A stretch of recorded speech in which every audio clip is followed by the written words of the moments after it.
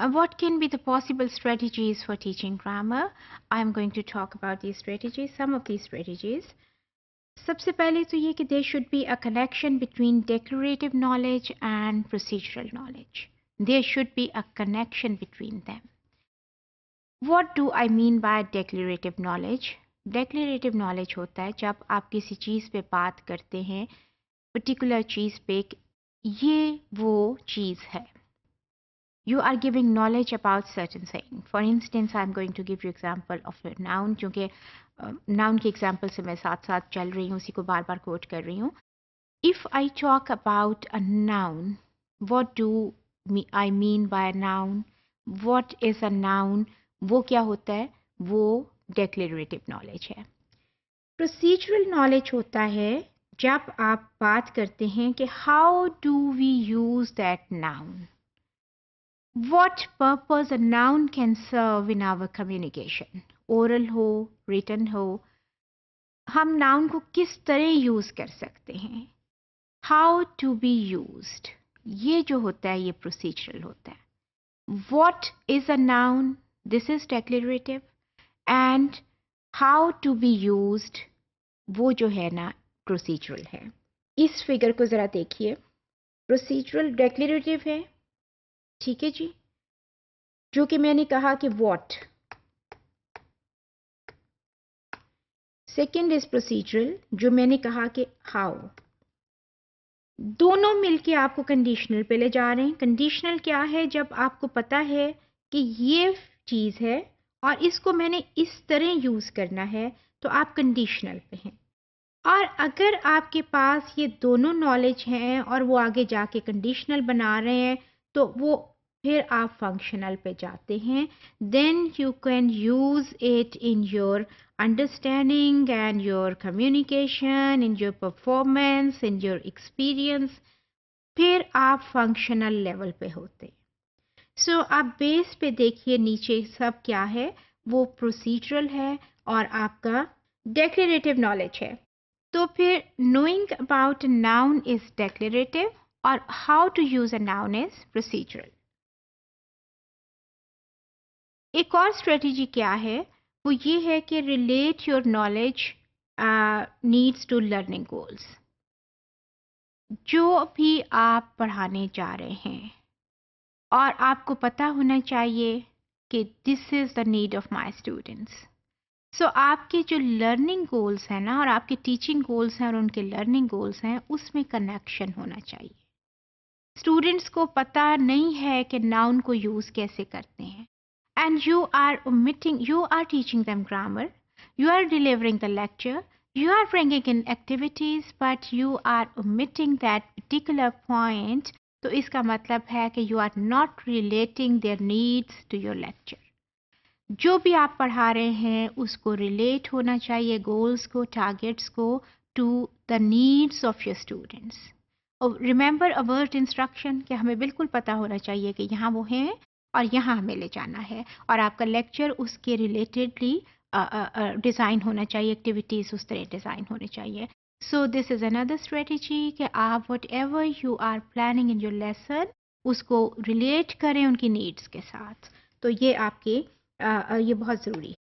Then apply higher order thinking skills, meaning don't confine them just to the level of memorizing the things, बल्कि उनको अपनी सोच को इस्तेमाल करने दें. देखिए ना, why and how and I don't understand, I know my answer is correct, because when you are giving the reasons, and जैसे मैं अक्सर कहा करती हूँ कि जब तक आप स्टूडेंट्स को क्यों और कैसे में नहीं डालते, तो उतनी देर उनको चीज़ की समझ नहीं आ सकती, उनको कॉन्सेप्ट की समझ नहीं आ सकती. बिकॉज जब आप क्यों और कैसे में डालते हैं, तो you are telling them to use their reasoning and you are telling them to use their logic, और उससे कॉन्सेप्ट क्लियर होता है. उससे उनका माइंड जो है ना वो एक्सपेंड होता है, और जो ज़हन के जो पर्थ हैं ना वो खुलते चले जाते हैं. So tell them to use their reasoning and put them in critical thinking. फिर ये है कि प्लेंटीफुल और अप्रोप्रिएट लैंग्वेज इनपुट होना चाहिए, बिकॉज लैंग्वेज क्लासरूम है ना, you are teaching them literacy skills. तो लैंग्वेज इनपुट बहुत ज़्यादा होना चाहिए।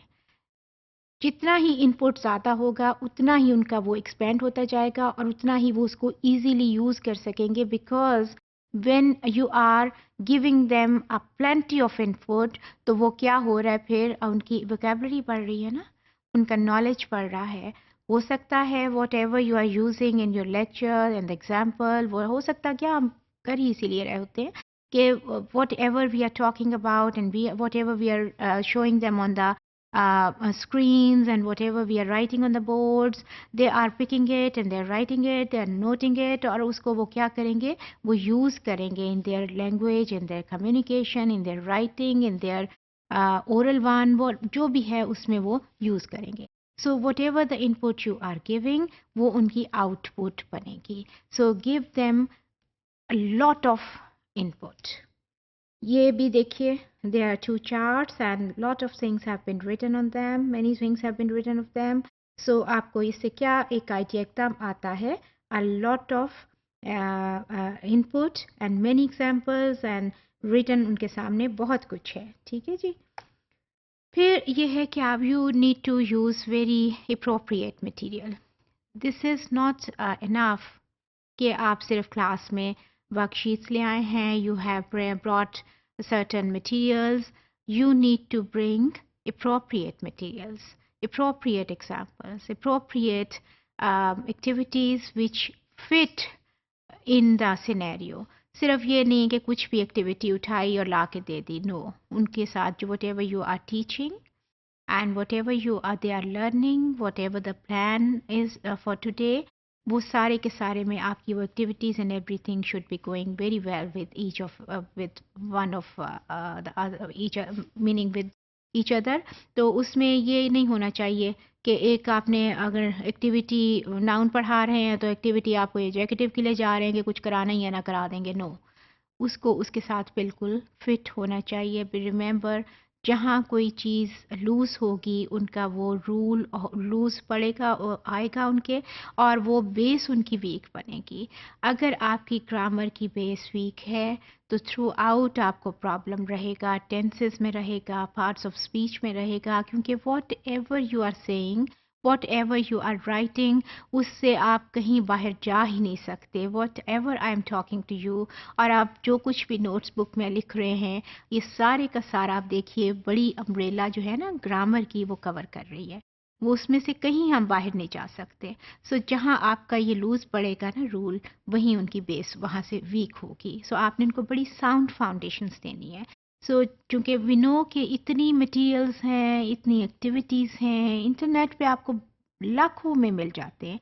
सो यू हैव टू चूज़ कि ये मैंने लेके जानी है, this could be the most appropriate one, ठीक है।